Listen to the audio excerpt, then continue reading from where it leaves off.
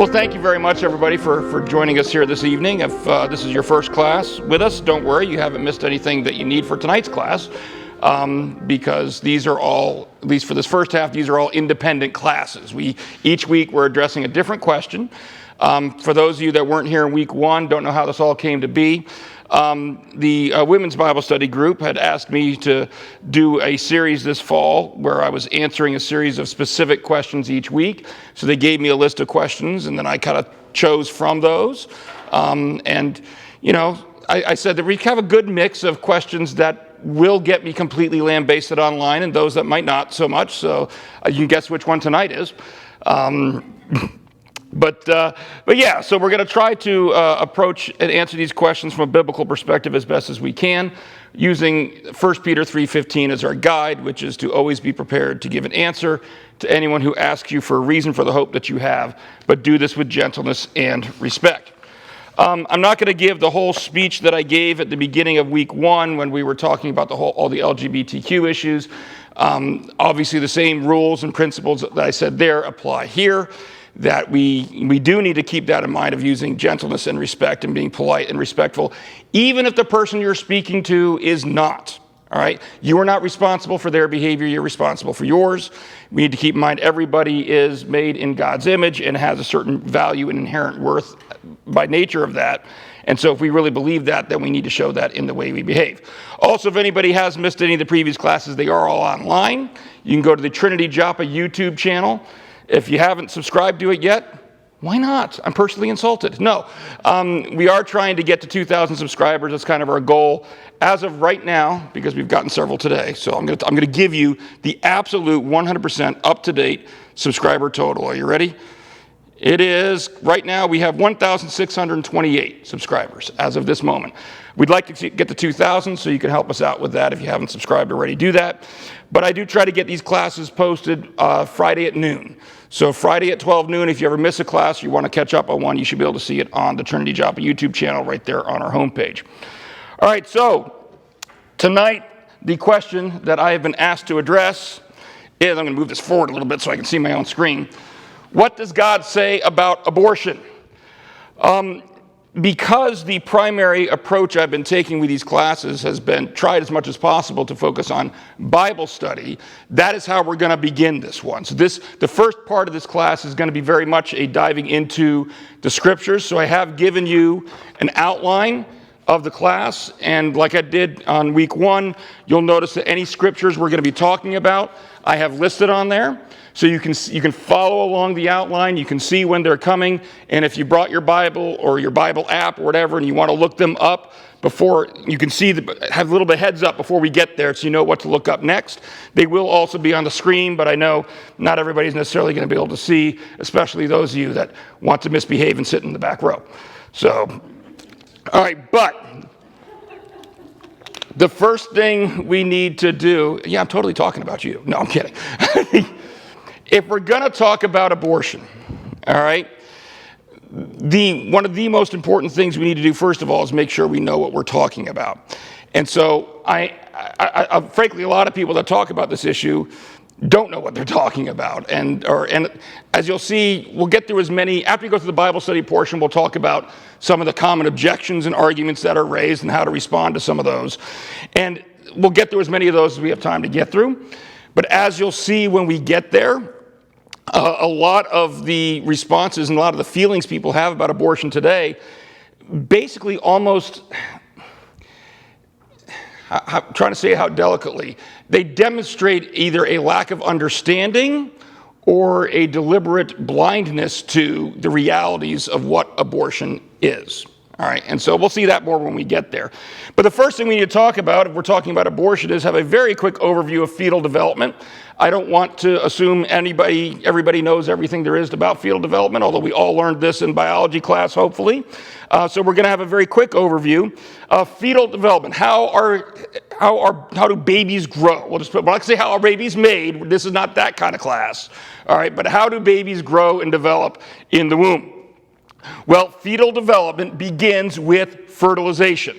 What does fertilization mean? That is when the sperm, the male sperm and the female ovum unite. All right, and that process of them uniting takes about 24 to 36 hours. Now, what's happening during that process is you've got half of the chromosomes that are going to make up that child are being provided by the mother, and the other half are being provided by the father. And those chromosomes are now joining into pairs, or what are called diploid pairs. All right? That process is called syngamy. All right? Syngamy is the process of the half the chromosomes from the mother and the half the chromosomes from the father coming together and forming diploid pairs.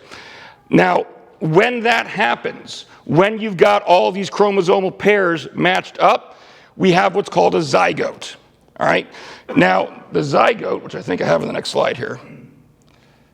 No, I was still on this slide.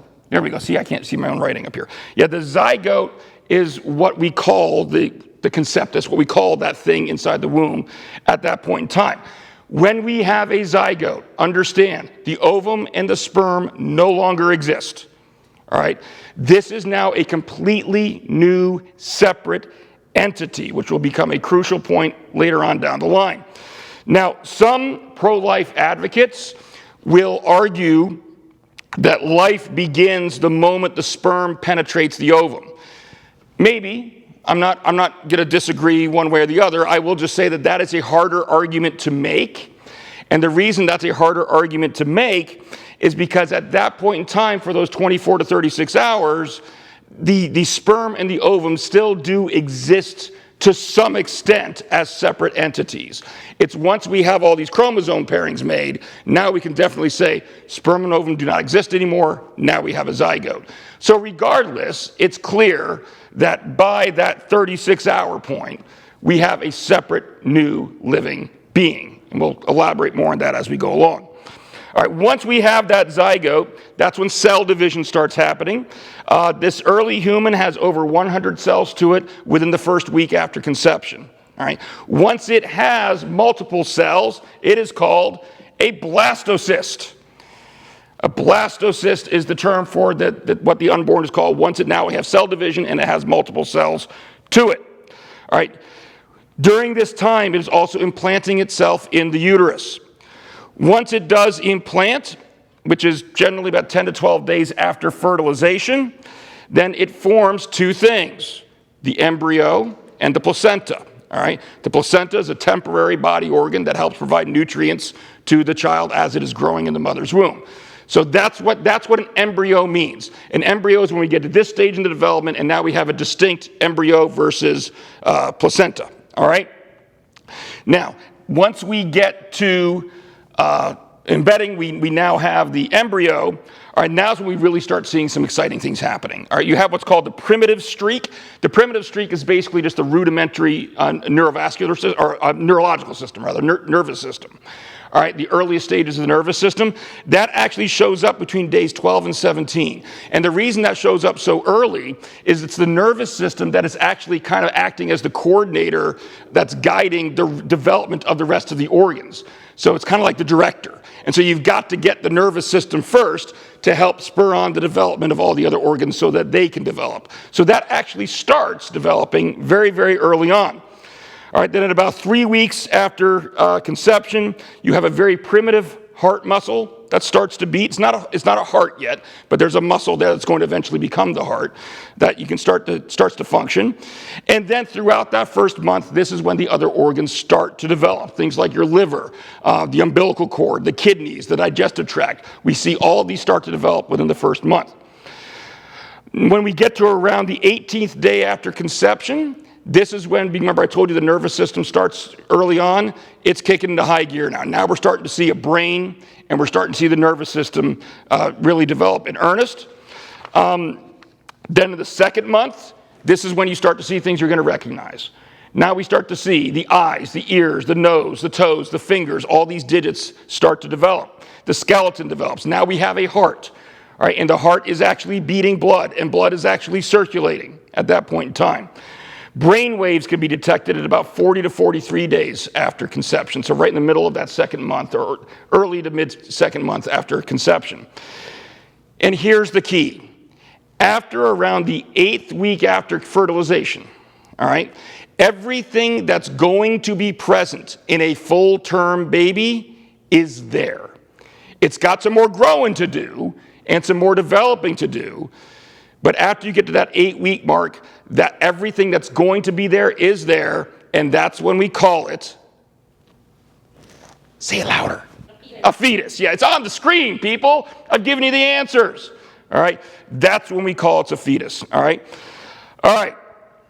and then from that point on, the discussion's more boring because everything's there already. It just starts growing. All right, so all right, that is your quick crash course in fetal development. So now, again, if we need to know what abortion is, I'm giving you a forewarning right now. I'm going to tell you in not gory detailed, no pun intended. I'm not going to show you any pictures. I'm not going to do any of that. But again, if we're talking about something, we need to know what we're talking about, and we need to be accurate. So I am going to describe to you in general terms, as general as I can make them while still being accurate, some different methods by which abortion is performed. All right. By far, the most common technique is called suction curettage. All right. Suction curettage, think of a vacuum cleaner. All right. Essentially, a vacuum tube is used to suck out the fetus and the placenta. Even after that is done, there may be, let's face it, doesn't come all out in one piece. All right. So there may be pieces left behind, and the surgeon will have to go through and scrape the uterine wall to make sure that everything else is gotten. There's nothing's left behind. Another common method is dilation and curettage. This is usually done before the 12th or 13th week of pregnancy. And this picture, like a tiny, almost hoe-like instrument that is used to actually physically break apart the embryo or the fetus. All right, to reach in and break it into pieces and, just like a hoe, pull it out. All right. Dilation and evacuation is the third of the most common methods that we'll talk about here briefly. This is typically only used up to probably the 18th week of pregnancy. I did read one book that said some physicians can use it up to 25 weeks, but it's rare that they use it that late into the pregnancy. And this is where not just that little hoe, but other surgical instruments, they use particular surgical instruments to go in to break apart I'm just going to call it the child because that's my position. And then they use suction to suck out the pieces. All right. So those are the three most common methods that are used. A couple of the less common methods that are still used in particular circumstances. One is induction. Induction is where the physician, it's like inducing labor, all right? But you're not giving birth to a live baby, you're giving birth to a dead baby. So they kill the baby first through injecting a salt solution into the amniotic fluid. That salt solution is absorbed into the unborn through their lungs and their gastrointestinal tract. It actually burns off the outer layer of their skin because they're resting in that amniotic fluid. It takes about an hour after the injection for the embryo, the fetus, to pass away. And then at that point in time, usually about a day later, the mother goes into labor and will deliver the dead baby. The other method I'm going to talk about is dilation and extraction. And this you've probably all heard of, but you've heard of it by a different name, partial birth abortion. All right. The partial birth abortion is actually the preferred method for late-term abortions. In other words, if the abortion occurs late in the second trimester or during the third trimester, this is the method that's going to be most often used. Now, why is it classified as one of the more rare ones? Well, because most abortions aren't performed that late. If they're performed, they're going to be performed earlier in the pregnancy, but they do occasionally occur this late, and when they do, this is the preferred method. And I'm not going to go into gory detail, pun fully intended on this time, because this one is quite a gruesome procedure. Just very generally, the physician uses forceps to pull all but the baby's head out by their feet and then sucks out the child's brain. That's how that method of abortion is done. All right, so I'm going to get off that slide as quickly as possible because we're going to move past the unpleasantness. But if we're going to be talking about it, we got to be accurate about what we're talking about. And hopefully, as you will see, we get later in the class, this is actually important because some of the way people talk about abortion today really ignores a lot of what we just went over about what it really is and what really happens. All right, so now we're going to move into some historical studies and some Bible study here. And we're going to be talking, basically bookending the Bible. That's what we'll call it. We're putting up a set of Bible bookends. We're going to start a few things I'll mention here that are pre-Christian Jewish writings from pretty much the time right before Jesus was born. And then we'll talk about some passages in the Bible itself. And then we'll talk about some writings that came like right after the Bible, like late 1st or early 2nd century. So like right after. This is all these things we're talking about were within about 200 years of each other, okay, roughly, approximately. And the reason I like to lead in with this is because understand Jesus, I don't know if you knew this is going to be a shocker to a lot of people I know, Jesus was Jewish. Shocker, I know. Here, I'm gonna make it even more radical. So were all 12 of his earliest disciples.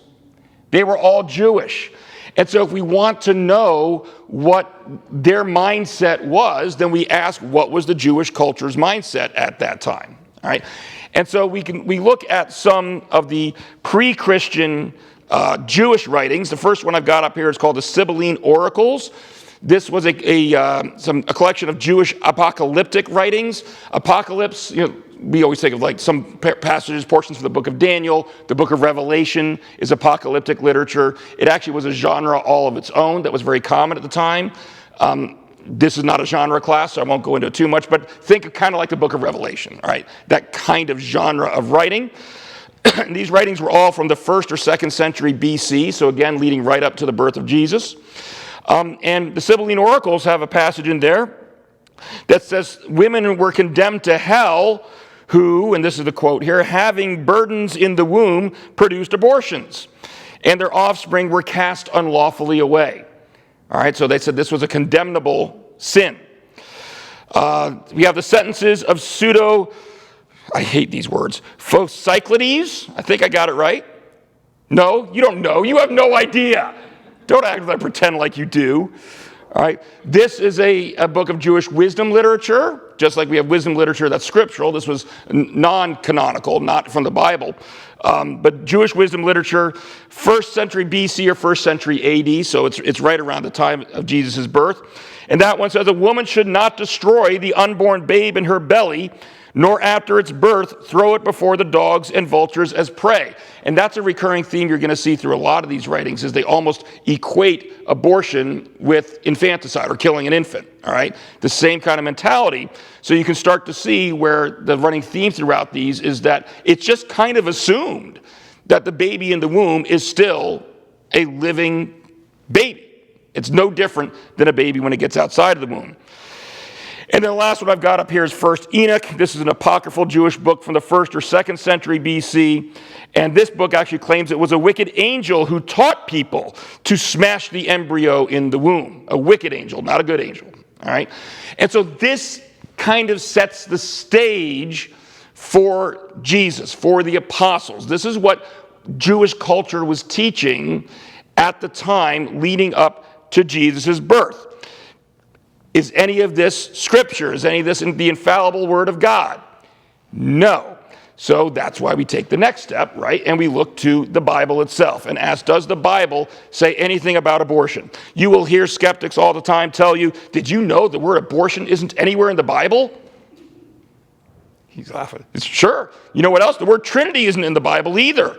But the concept is, you guys have some of you probably heard me use this analogy before. I live in a city called Havre de Grace, all right? And in Havre de Grace is very famous for one particular type of animal. We've got a lot of them down there on the boardwalk. They're birds. They're feathered. They have webbed feet. They have bills, and they paddle around and they say quack, quack. What am I talking about? How can you know I'm talking about a duck? I never use the word duck. I can't possibly be talking about a duck if I didn't say duck. Come on. It's the same thing with the Trinity. It's like the word Trinity isn't the Bible. Okay, but the idea of the Father, Son, and Holy Spirit all being God and there being one God is in the Bible. So you don't need to use the particular word. Similar concept here. Is the word abortion ever in the Bible? No. We did see already, however, that abortion in a very specific context is discussed in early Jewish writings, and we're going to see some other contemporary and early post-Christian Christian writings that also specifically and unequivocally talk about it. But just because the word isn't there doesn't mean there's not some teachings in there that apply to it, that we can extrapolate from. And there's a lot, I can't go through them all, but one very famous passage here is from Psalm 139. I've got verses 13 through 16 on the screen. And this is written by who? Anybody know? Take a guess. You're probably right. David. King David. There you go. Right? Exactly. I love the large unit students who say, you're probably right. Yeah, because we think of the Psalms, what do we think of? We think of King David, right? So yeah, this is a Psalm of David. And take a look. This is him talking to God. And look what David says to God. He says, "For you created my inmost being. You knit me together in my mother's womb. I praise you because I am fearfully and wonderfully made. Your works are wonderful. I know that full well. My frame was not hidden from you when I was made in the secret place, when I was woven together in the depths of the earth.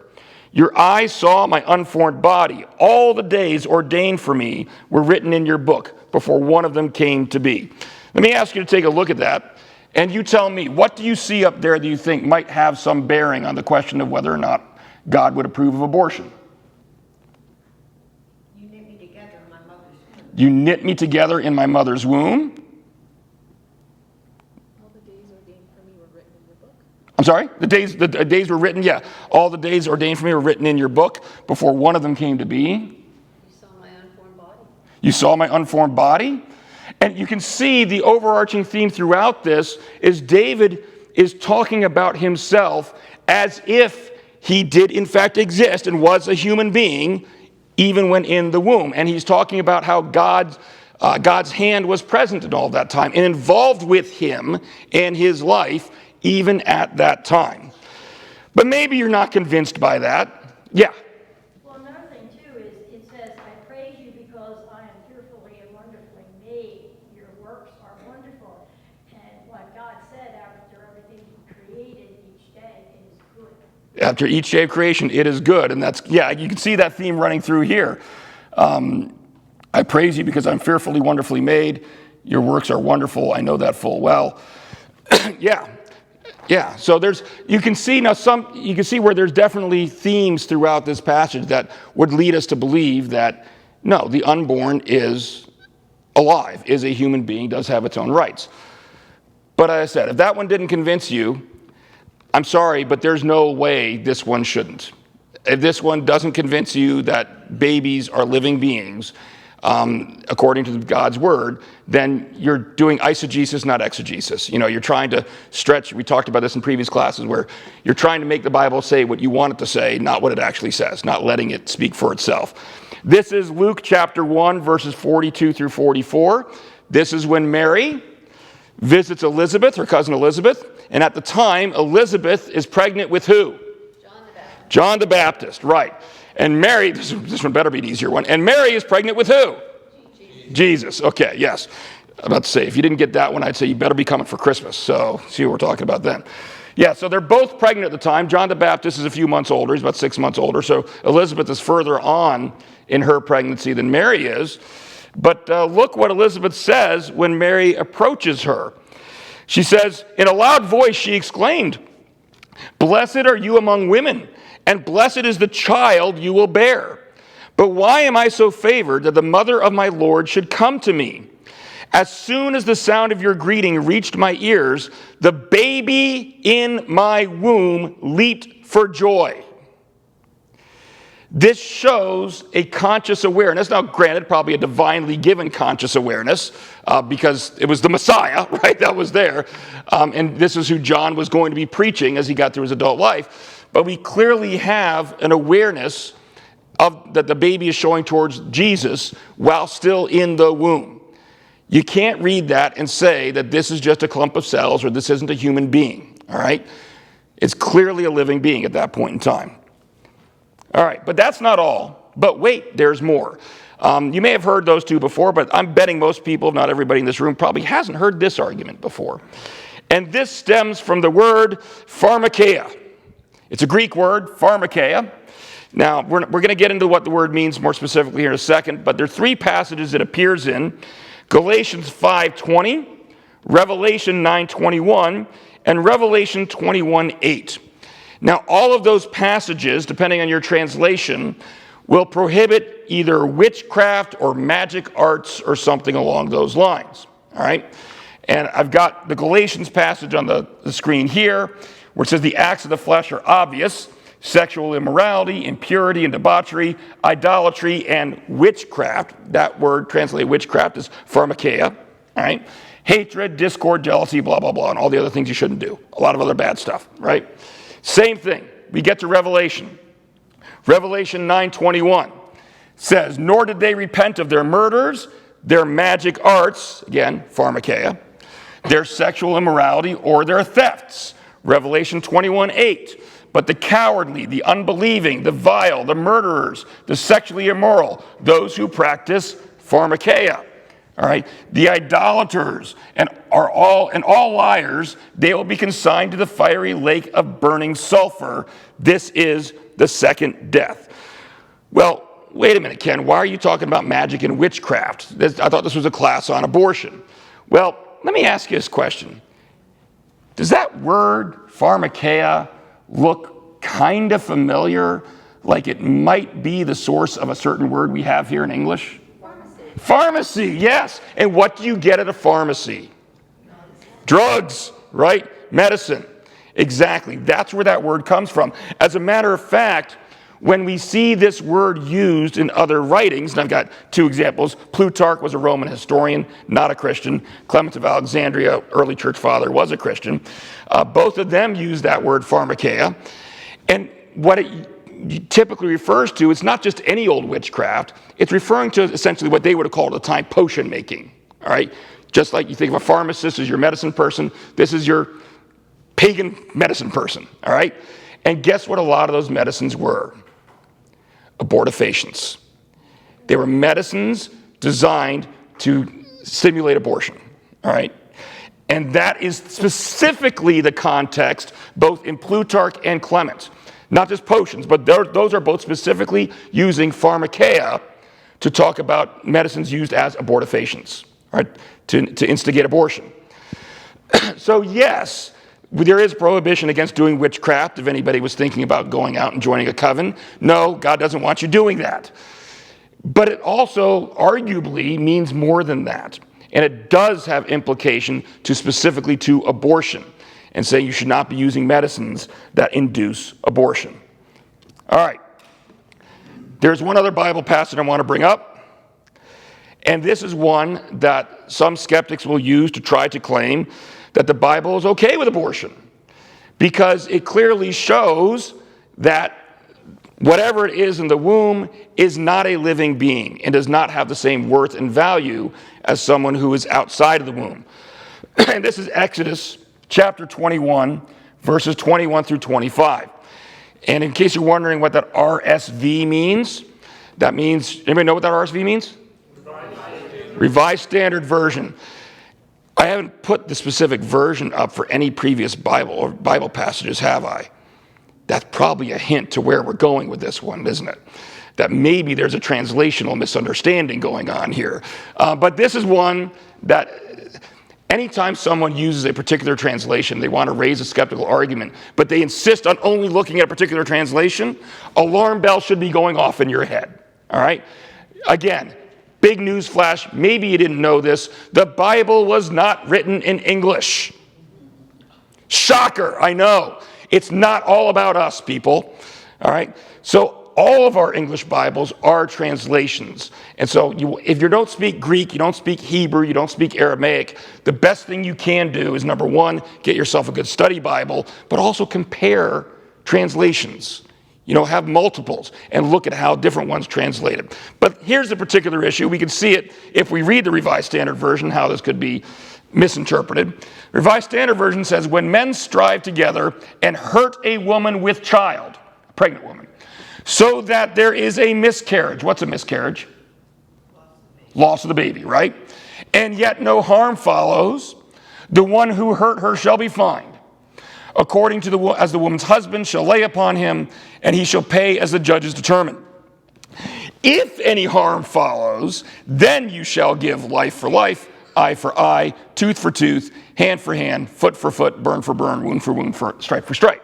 So some people look at these verses and say, well, see, whatever's in the womb is not human. What? But what follows that is, it says, and yet no harm follows. Oh, wow, so that's already an alarm bell going off in your head. So if no harm follows, there wasn't a miscarriage or lost child.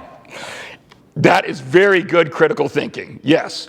You look at these things, and so what could that possibly mean then if it says there's a miscarriage and yet no harm follows? Now, what skeptics will tell you that means is no harm to the mother who was assaulted. And now here's the other thing you got to notice, like the RSV puts a comma after miscarriage. There was no punctuation in the original. So that's something the editors put in. So the question that you're hitting on is, wait a minute, and yet no harm follows. What does that modify? To who? All right? It modifies the child. Well, that modifies the child, but they'll say, oh, that modifies the mother. And so it's saying there's a fine for basic assault, but if you really do harm the mother, then you're going to have lex talionis. You're going to be punished proportionally for whatever harm you do to the mother, is what it's claiming. But it doesn't say, Sure. it doesn't say when men strive together and there is a miscarriage. It says that when men strive together so that there is a miscarriage, meaning that they're striving together in order for that to happen. In order for that to happen. It's indicating what their motive is, not what the result of their action. This translation, you're right, does lend itself to that. It seems to be suggesting more what the men's motive was rather than what actually happened. But here's the thing. This is how the NIV translates it. And this is frankly how I could have chosen a number. Most Bibles will translate it this way. All right. It says, if people are fighting and hit a pregnant woman and she gives birth prematurely, is a premature birth the same as a miscarriage? No. But there is no serious injury. So no loss of life.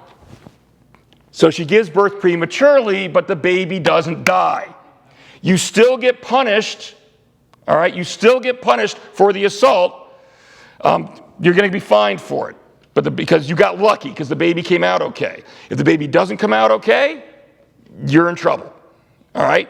Now, why do I say this is a more accurate translation? Because the Hebrew word that's at issue here literally translates just comes forth.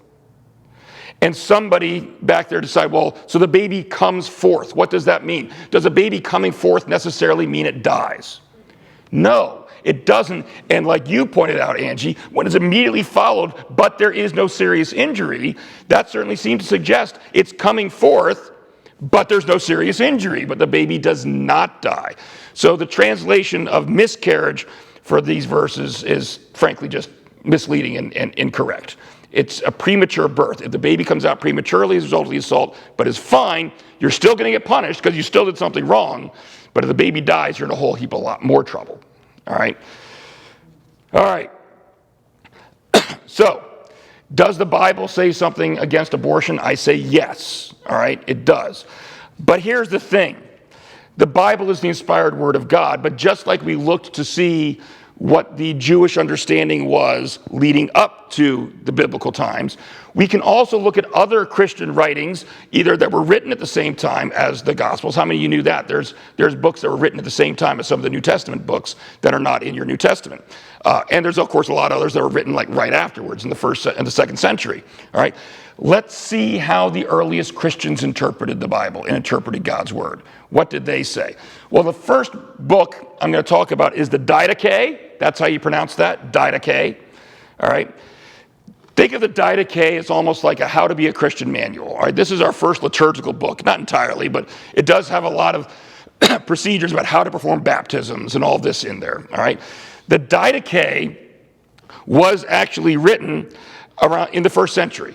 All right, so this is actually written sometime the second half of the first century. So this book was written around the same time as some of your Gospels, probably before the Gospel of John. All right, but it's not given divine authorship. For one thing, it's a how-to manual. Number two, there's no particular author assigned to it. We don't know who wrote it. All right, but it shows you how the early Christian church was doing things at the time. And what I have here is a long quote from the Didache, and this is a recurring theme talking about two paths, a path that leads to life and a path that leads to death. And don't do all these things that are on the path that leads to death. These are bad things. And you'll notice down there towards the bottom, one of the things it says is on the path that leads to death is do not abort a fetus or kill a child that is born. It's that same thing I told you from before. You notice how these writings are all speaking of abortion in the same breath as if they're the same thing as killing a baby when it already is out. There was no difference between those two in the early Christian church or in the early Jewish church.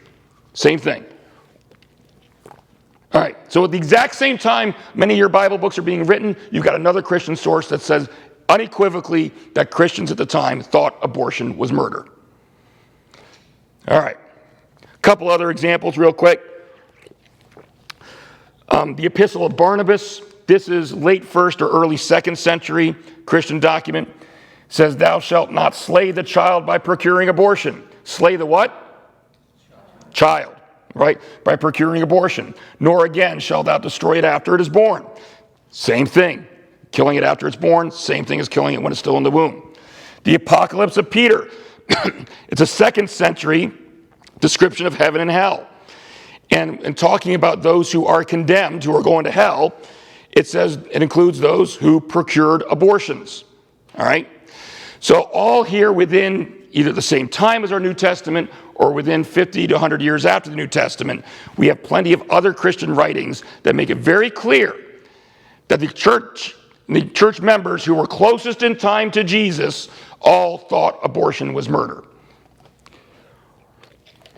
All right.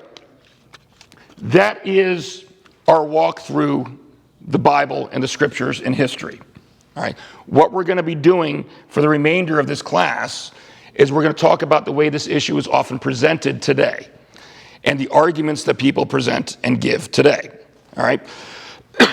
And the first thing we need to do when we're talking about that is we need to define the issue. What is the most important key question that we should be trying to focus the conversations toward when we are talking about abortion? And there's a Christian apologist named Greg Koukl. If anybody's, a matter of fact, we're going to be talking about him a lot in the second half of this fall, because he wrote the book Tactics, which is all about how to defend your faith, how to talk about your faith to people. But he gives a really great illustration.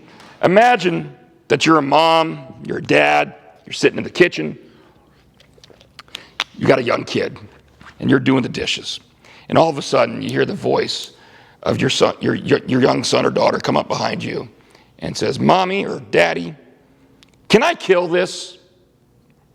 Are you going to answer that question before you turn around? I was expecting a much more emphatic answer to that one. I'm worried about some of you now. Are you going to answer that question before you turn around? No. No. If you turn around and it's a spider, my lovely wife, what's the answer? Yes.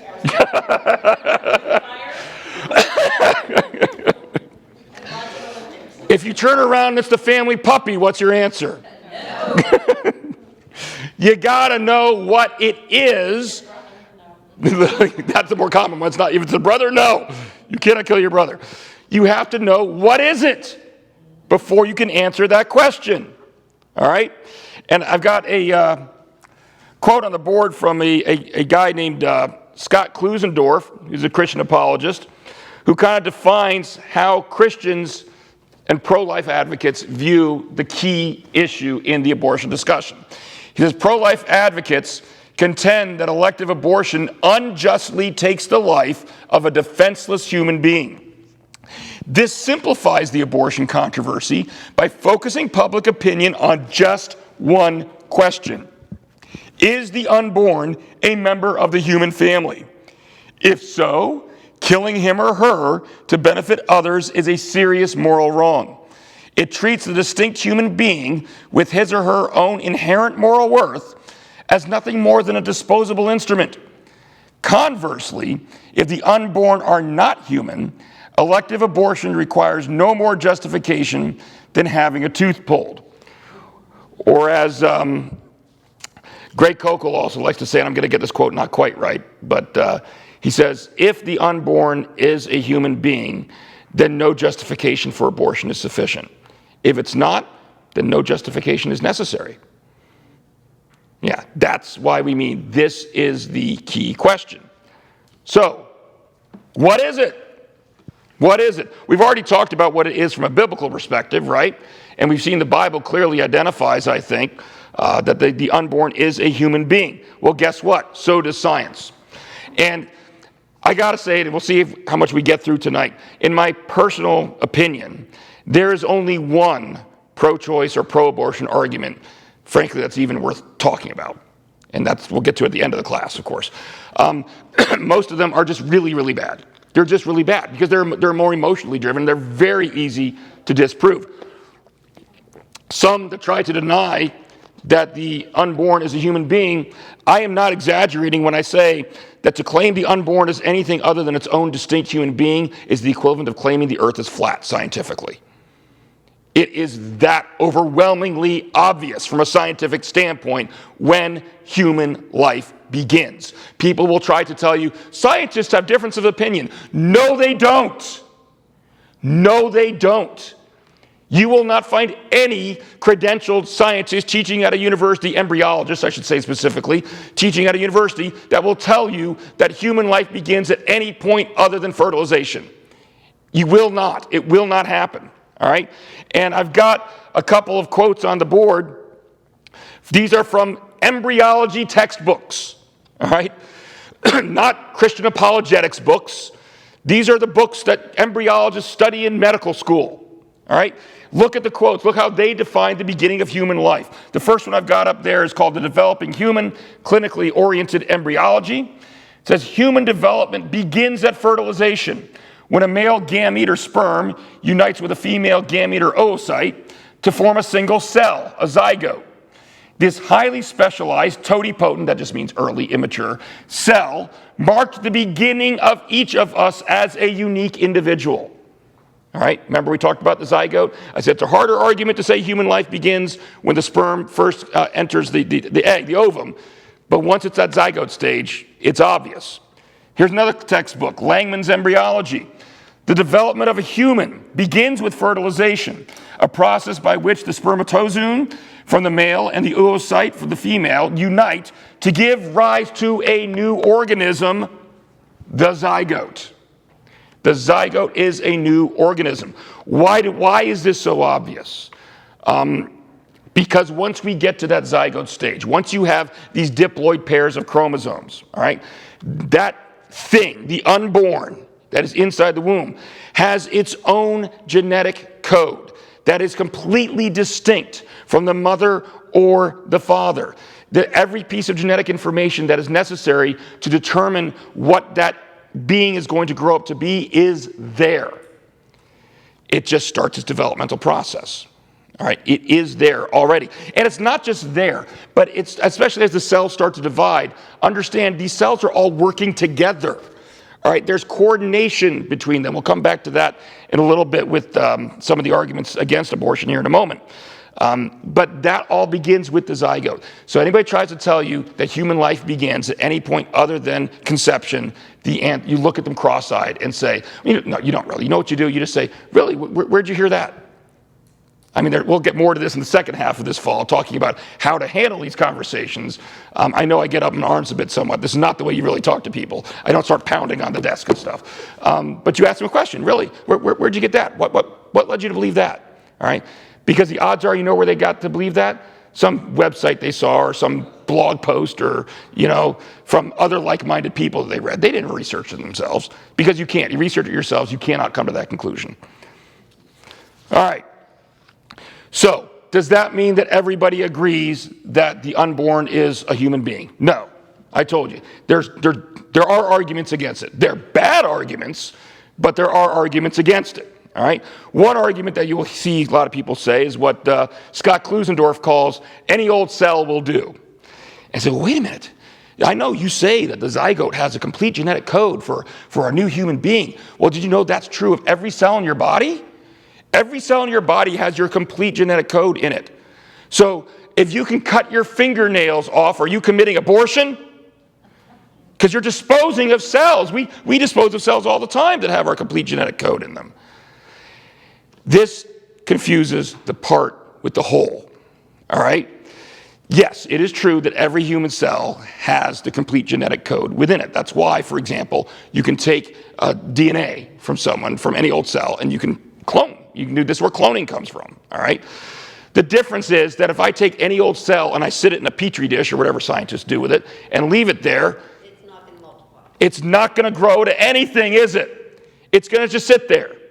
Whereas if I take a zygote and put it in the right environment, what's it going to do? It's going to grow into a human being, isn't it? All right? And this is why I mean it's a difference between the part and the whole. All right? There is a fundamental difference between these cells that we're talking about. An embryo is not just a single cell, or a zygote is not just a single cell within a larger organism. It's the whole organism. All right, and that makes a difference.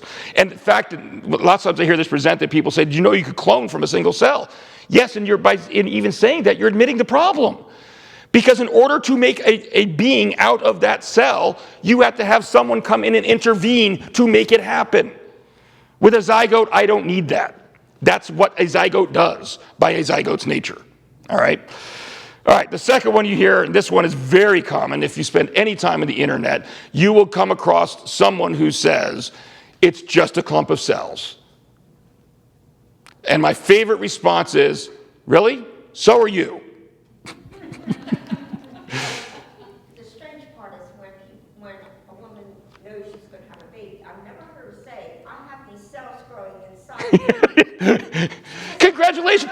I just took a pregnancy test. I have a clump of cells growing. You haven't heard that one yet, huh? Yeah, here's a sonogram of my clump of cells. Yeah.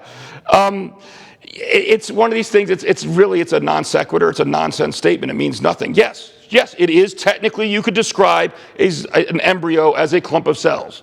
And you could describe every living being as a clump of cells. That's what we all are. The difference between a living clump of cells and a dead clump of cells is the coordination between them, all right?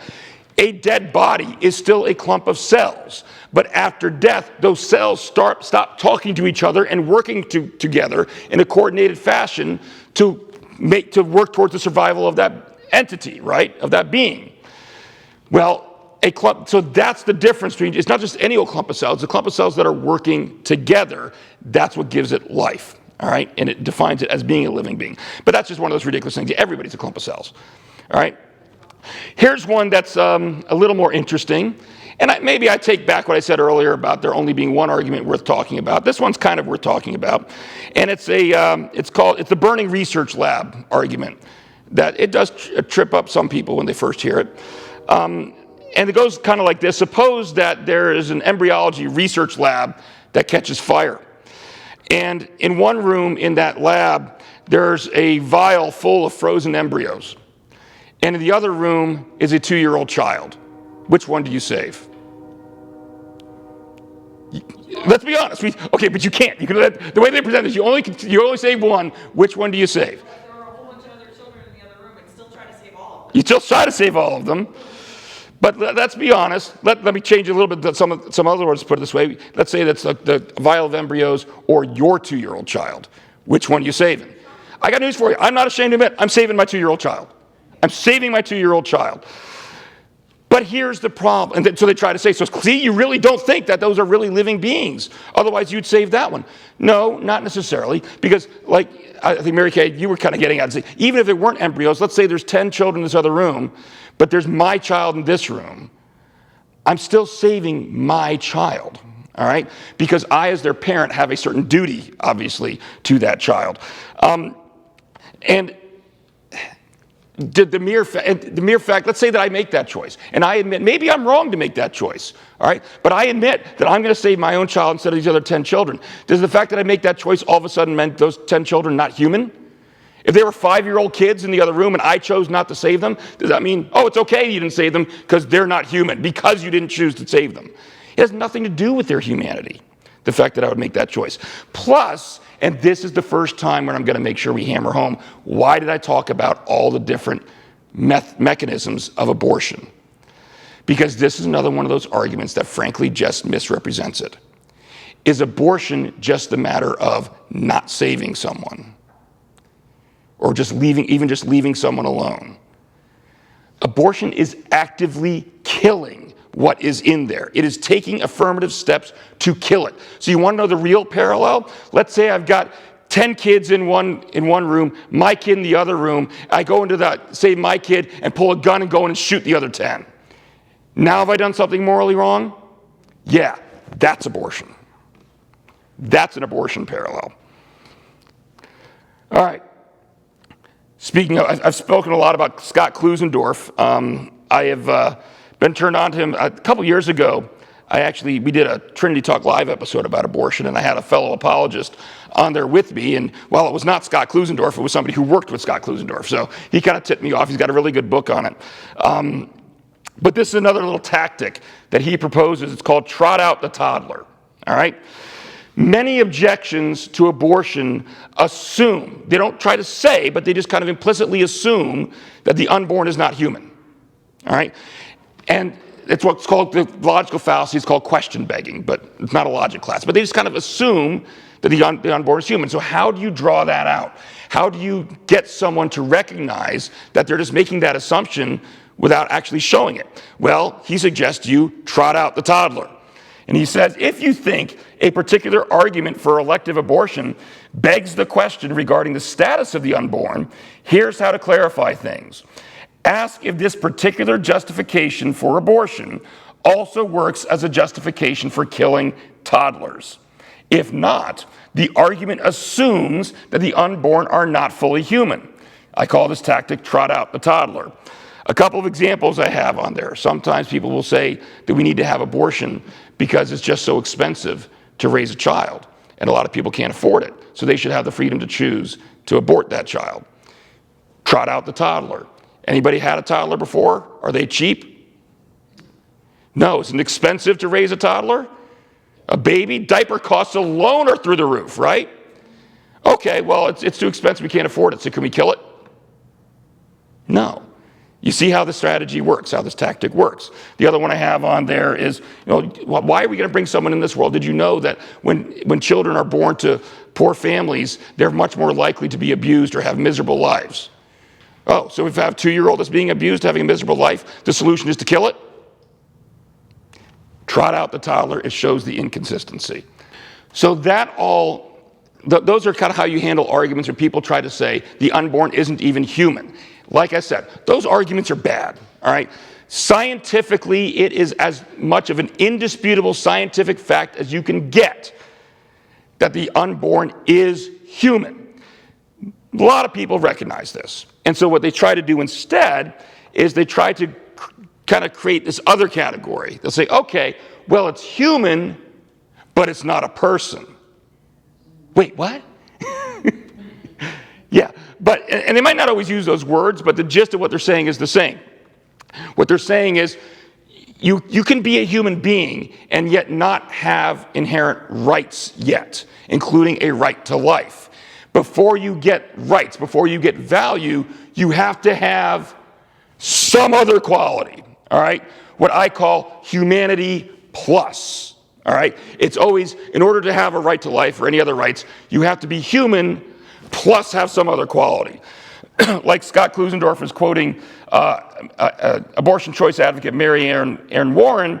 She says we should distinguish between human non-persons that we can destroy and human persons whom we can't. A person, she asserts, is a living entity with feelings, self-awareness, consciousness, and the ability to interact with his or her environment. I'm going to try not to lose it on this one. Those of you that know what I'm going through in my family right now probably know why. You can see what Marianne Warren is saying, is in order to have a right to life, you have to be human plus have feelings. You have to be human plus have self-awareness. A human plus I'm going to lose it right now. My mom has Alzheimer's right now. Depending on the day, she didn't have a lot of those things. Are you telling me we can kill her? I'm going to move on to the next slide. Sorry. I didn't expect that one to get me as much. But that one gets me. That one gets me. Well, you know what? When the baby is in the uterus, and you can see it on ultrasounds, it's moving, it's interacting with its environment. Sure. It has feelings. There are a lot of things that children in the womb are capable of doing that many people outside of the womb, for one reason or another, are not. Yeah. And so we still... And so this is the thing. Whenever you have this humanity plus, inevitably, you always ask yourself, what is that plus? And I guarantee you'll be able to think of some human outside the womb that does not have that plus, that we would not say it's okay to kill. The plus is that it's wanted. The plus is that it's wanted. Yeah. That's the reality of it, isn't it? That's the reality of it. All right. The other thing about these plus categories is everything they come up with is always what I call a degreed quality. Newsflash, when a baby is developing in the womb, it's not like on January 16th at 12:59 and 21 seconds, it was not self-aware, but at 12:59 and 22 seconds, it was. All right? It's not a light switch. They develop gradually over time. All right? Well, but then if that's what determines whether someone has a right to life, then that leads logically to the inevitable conclusion that people who have more of that quality have more of a right to life than people who have less of that quality. If someone is more self-aware, do they have more of a right to life than someone who is less self-aware? All right? So it creates these logical dilemmas. The other issue that a lot of people who try to raise these plus categories have is what we call the no more versus not yet. And you get this with the arguments of it has to be human plus have brain waves. All right? Because they say if a human being is brain dead, all right, we call that dead. All right, their brain is dead. They have no more brain activity. So that must mean it's okay to perform abortion before brain activity begins, before we can detect brain waves. Well, there's a distinction between someone who had brain waves and now no longer does, and someone who doesn't have them yet, and frankly doesn't need them yet, because the zygote the embryo is still developing, right? The natural order of things is it doesn't need them yet, all right? But they will eventually get them. All right, there's a fundamental difference between those two. This quote here is an embryo cells are still operating in a coordinated fashion. Remember what I told you, the defining nature between a dead clump of cells and a living clump of cells is, are they working together? They're doing that whether it has brain waves or not, all right? But when you have someone who's brain dead, they're not doing that anymore. That's the point, all right? You keep them alive, you're just keeping the organs alive. That's basically what it is. All right. So can we agree to say that they're excuses? I think what Mary Kay was saying is very true, that it's the distinction in lots of these cases whether the baby is wanted or not. And I'll tell you, I've talked to people I'm not going to name any names in case they watch this online later, but I have one person in particular I'm thinking of that is very, very pro-abortion and yet has a child that they lost in pregnancy that they still mourn and celebrate every year. And I don't, it's a very delicate situation to try to bring that up. It's like, do you not recognize the inconsistency between those? Because it gets down to whether the child was wanted. The child's wanted, therefore we mourn it. The child's not wanted, it's okay to kill it. And that is just, to me, frightening, because that's basically saying another human being's desire for whether or not this other person should live is controlling. I get to determine whether or not you should live based upon whether I want you to or not. That's pretty frightening to me. All right, so let's talk about the SLED test. All right, and this helps you see also through those plus categories. All right, it's a very easy brain cue to help you recognize and frankly categorize most of those pluses that I'll call them. All right, humanity plus, and why they all fall apart.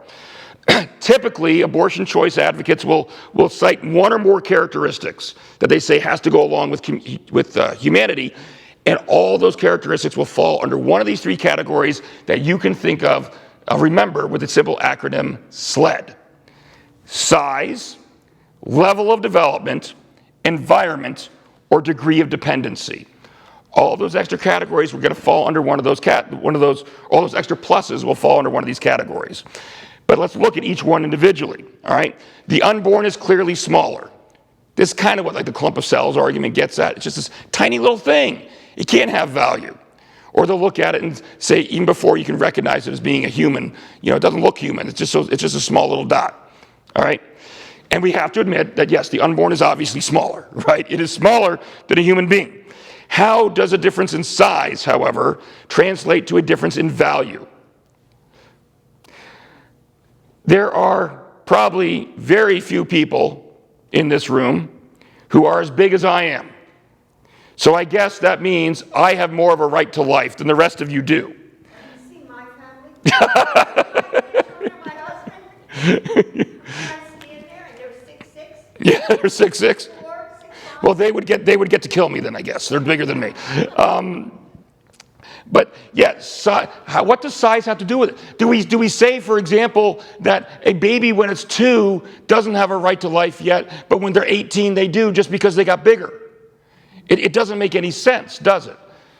All right, the second category is level of development. All right, the unborn is less developed than a born human being. Why? Because development starts from that moment of fertilization. You have the zygote, the process of development begins, and I got news for you, it's going on throughout your entire life. It never stops. All right? How does the fact that it's an earlier level of development, though, translate to less value? All right? It doesn't. A 4-year-old girl cannot bear children yet, whereas an adult woman can. Does that mean that she is not as valuable, the 4-year-old is not as valuable as an adult because she's at a lower level of development? Of course not. See, all of these are pointing out things that we clearly recognize outside the womb. And so unless you can convince me that there's a distinction between inside the womb and outside the womb, a logical distinction, then all these excuses, we'll call them that, fall apart, don't they? Speaking of inside the womb, outside the womb, the E is environment. Clearly, the unborn is in a different environment than the born. They're in the womb versus outside the womb. Can changing your environment alter your status as a person? Make you somehow all of a sudden become valuable? How can a 7-inch journey down the birth canal all of a sudden, boom, instill personhood upon you? Congratulations. It's the magic birth canal. Is there any other circumstance where a difference in environment equals a difference in value, a difference in personhood? An astronaut in space is still just as much of a human being as anyone who's here on Earth. All right? The environment does not make a difference. And this is one that, frankly, is probably pretty easy to see. Degree of dependency. Is the unborn dependent upon the mother? Absolutely. I'm sorry, how does that change once they're born? It doesn't. Seriously, have you ever met a newborn who pops out and is ready to move out of the house and get a job? No, they can do nothing for themselves. So the fact that the unborn is dependent does not, heck, I got a 21-year-old that's still kind of dependent, but don't get me started on that. The fact that they're dependent upon the mother says nothing about their value, about their worth. All right. So the last two things we'll talk about tonight. This is the argument that I said is the one that's worth talking about. All right.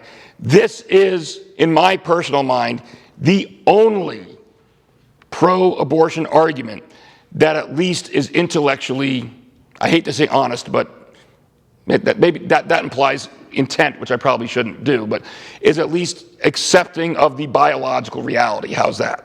All right. And it is called the bodily autonomy argument. The bodily autonomy argument will agree with just about every single thing we have said in this class so far. That the unborn is human, the unborn is a person, the unborn has its own rights, all of that, completely acknowledged, but says it's still okay to kill it. Wow, how does this work? Well, this came about in the 1970s by philosopher Judith Jarvis Thomson, and she gave what is now a very famous example in philosophical circles of the unconscious famous violinist. And here's her thought experiment. You wake up in the morning and find yourself back to back in bed with an unconscious violinist, a famous unconscious violinist. So we're talking Yo-Yo Ma, because I think he's the only one I know of. He's not violinist, he's cello, isn't he? Cellist. I know a good violinist, but can somebody name me? I'm missing something. I'm sorry? Jascha Heifetz. Not that famous. I don't know who that is. Josh Heifetz? Yasha. Heifetz. He's Jewish. Okay, well, I figured based on the name, it's Jewish. I don't know the name. All right, I apologize. Okay. I know who's the famous violinist. Johnny from The Devil Went Down to Georgia. Yeah. Come on. Not a violin. If you can beat the devil in a violin, fiddle is a violin. Matter of fact, my son said he wanted to learn to play the violin. They are two different techniques, because our daughter... Techniques, but are the instruments different? No, you're right. See? Just leave it alone. I told my son, he hates this joke, but I told him when he first started playing the violin, I said, congratulations, now you can play in Texas. If you're gonna play in Texas, get it? You gotta have a fiddle in it. Sorry, nope. I got a few country music fans out there. Okay. So here, this is the example. So you find yourself in the morning, you're back to back in bed with an unconscious violinist, a famous unconscious violinist. He has been found to have a fatal kidney ailment, and the Society of Music Lovers has canvassed all available medical records and found that you alone have the right blood type to help. They have therefore kidnapped you, and last night, the violinist's circulatory system was plugged into yours so that your kidneys can be used to extract poisons from his blood as well as your own. You are told that if you unplug from him, you will kill him. He will die. But hey, no worries. It's only 9 months. After 9 months, you can unhook yourself and go about your merry way. And Judith Jarvis Thompson asks us, are we morally obligated to stay hooked up to that unconscious violinist? You can see the violinist is human. All the acknowledgments are there. You can probably start to see how this trips some people up. So I won't let you squirm too long. Let's talk about, there's lots of answers to it. 3 of the most powerful ones. Number 1, is a baby, a child, a mother's child, analogous? Is it the same thing as a complete stranger? Do parents owe the same duties of care to strangers that they do to children? No. There's your first problem, right? The first place where the parallels fall apart, all right? So you were kidnapped. Oh, yeah, that's the next one. We're getting there. Actually, that's the third one. We're getting there. That's down here. Yeah, but you're right, the kidnapped. The second answer is getting back to why I went through what abortion is. Is abortion simply unplugging? No. The parallel here would be not could you unplug yourself, could you take out your Colt 45 and shoot the violinist in the head? No. You could, but you wouldn't be morally justified in doing that, would you? All right? So it doesn't accurately reflect what abortion is. And the last one, you're right, Mary Lou. She was kidnapped in this scenario. Is that really parallel? Let's leave rape aside for a second, because we will get to that in a moment. All right? But aside from that situation, is the way babies are made parallel to being kidnapped against your will? No. All right? Not to say that's all intended, all of that kind of stuff, but clearly there is something that the parents here did, which, by the way, I got to say, this also gets down to the justification for men to pay child support. All right? Think about it for a second. If we say a woman could just say, you know what, I didn't want to have that child, so I didn't give that child permission to be in my womb. So even though that child has its own right to life, I don't owe a duty to care to that child. Getting back to that first part, we say mothers have a different duty to their children than they do to strangers. All right? Folks, that's the same justification for men to have to pay child support. Can a man come to court and say, I didn't plan to have that kid, I didn't want to have that kid, so I shouldn't be responsible for that kid, so don't make me pay? If a man can't do that, why can a woman say, I didn't plan to have that kid, I didn't want to have that kid, so kill the kid? It's the same justification, because parents owe a duty of care to their children, whether they intended to have them or not. You can't use this justification for abortion and consistently also claim that men should pay child support. All right, it doesn't add up. All right. So, that's how 3 reasons anyway why the violinist example is not parallel to abortion. The last thing we're going to talk about tonight. The last thing we're going to talk about is the rape and incest argument. All right? Lots of times, this is particularly in political circles, people love to bring up, well, you know, if you're against abortion, what about women who are raped or have their child get pregnant through incest? The first thing you need to know when this argument is raised, and every time it's raised to me, you ask questions, you try to be as delicate as you can about it. And so when this is raised, I'll say something along these lines. I say, okay, all right, I can be sympathetic to that. So let's say that I would agree, for the sake of argument, that abortion would be permitted. in cases of rape and incest. Would you then agree with me that it should not be permitted in all other circumstances? What do you think they say? No. Well, they say, well, then why are you bringing up rape and incest? Because you're clearly not arguing just for it to be used there. You're arguing for it to be used as an elective procedure whenever somebody wants it. All right? So that's kind of how you delicately work your way around that one. Because the logical fallacy is called universalizing the exception. It's taking the rare case and trying to make it seem like whatever conclusion you would come to in the rare case is the same conclusion you should come to in all other cases, and that's not necessarily true. As a matter of fact, only about 1% of abortions, last statistics I saw, were for rape. Only about half of 1% were for incest, which means 98.5% of abortions that are performed have nothing to do with rape or incest. Okay? Now, I don't want to be accused of dodging the question altogether. It's a hard one, and this is certainly not a conversation I think you should have when someone is emotionally going through this, obviously. But if we were looking at this purely as a philosophical, we're in a place where we could talk about it intellectually, then we could use that same tactic we talked about earlier tonight, trot out the toddler, all right? And ask yourself this question. Granting that if a woman is raped or has incest, there's going to be emotional trauma to having that child. There is, period, absolutely. Would we justify killing a toddler for the same reason? If a woman were to have emotional impact as a result of seeing a 2-year-old, would that justify killing the 2-year-old? I personally think the intellectual answer is pretty clear in that circumstance. That doesn't mean it's an easy answer by any stretch of the imagination. So do I die on this hill? No, I don't, all right? But I don't want to be accused of not answering the question. So I think the trot out the toddler does answer that question for us. But then you can't address this without answering that last question. So what should we do? What do you think? What should we do for a woman who has been the victim of rape or incest and is thinking that abortion is her only way out? Provide alternatives.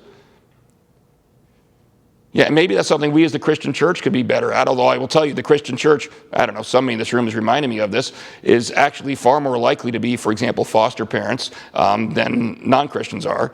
And so we actually are doing a lot within the Christian church for that. But if it really is that serious of a situation, then yeah, we need to be there to provide support during the pregnancy. And if she really thinks she can't be around that child, then we need to give alternatives. Right, but there's also the health of the mother has always been. I'm sorry? The health of the mother has always been a reason. The health of the mother has always been a reason. That is scientifically, and I'm going to say this somewhat indelicately, a bogus reason. Well, You know? but I'm thinking of a mother, yes, there are alternatives. You can give this baby up for adoption. Right. Put it in a foot. But the woman has to carry that for you. You're correct. The woman has to carry it. If it is going to send her over the edge, And this is why that's where I don't. This is why I say I don't die on that hill. Okay, I don't die on that hill. How do you know it's going to send her over the edge? I mean, could it? Yes. And even if adoption can't be the end of it either, because even a woman who wants her baby goes through postpartum depression, right? And so you can imagine how that's going to be exponentially even greater. And so there certainly have to be support mechanisms in place.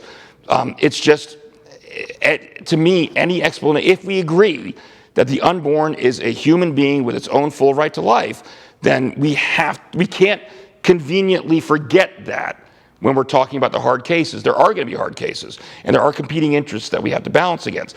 The actual legitimate life or death of the mother would be one example where absolutely it's just, I mean, the mother is not expected to die and sacrifice and die herself for the sake of the baby, especially considering most of the time if the mother dies, so is the baby. The baby's not going to live. I've seen lots of situations where ectopic pregnancies, people will claim Christians don't think it's okay to abort ectopic pregnancies. Yeah, we do, because an ectopic pregnancy cannot develop and be born. That baby's already dead. So why are we going to let it kill the mother too? All right. So there are some cases that people try to make out like they're being hard cases, and they're not. And other cases that are legitimately hard cases. And so, like I say, I don't die on that hill. There are Christians who will say rape and incest should be allowed. I can't quite get there, but I will also openly admit that it's a hard case, and we have to be willing to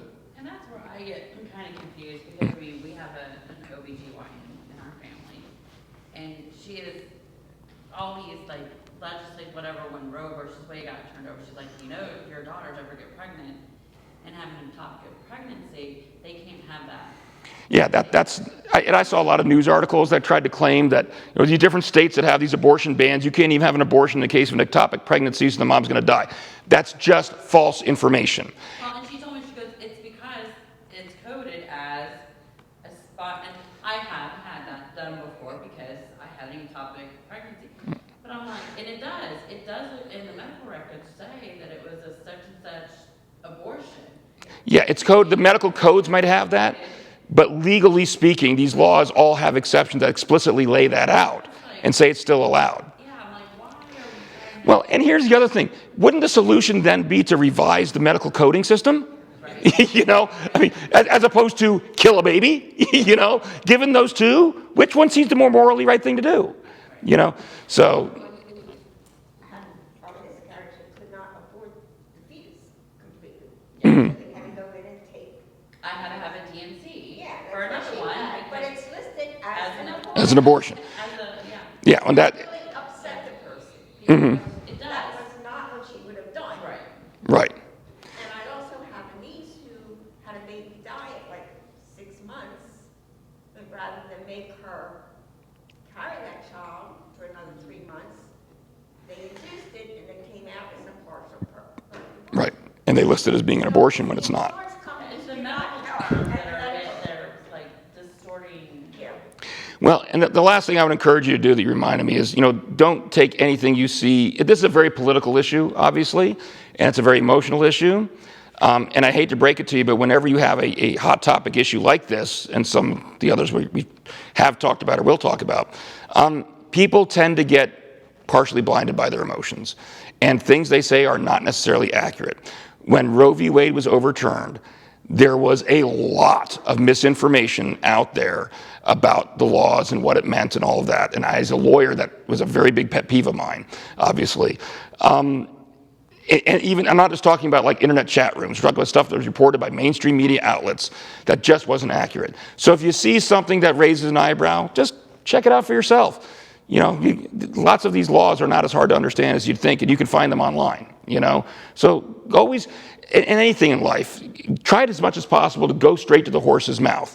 Don't believe what someone else tells you. If I tell you what an atheist has said, please feel free to read the atheist's own writing to see if I'm telling you the truth. And if an atheist tells you what a Christian said, don't believe them, they're all liars. No, I mean, read directly from the source, all right?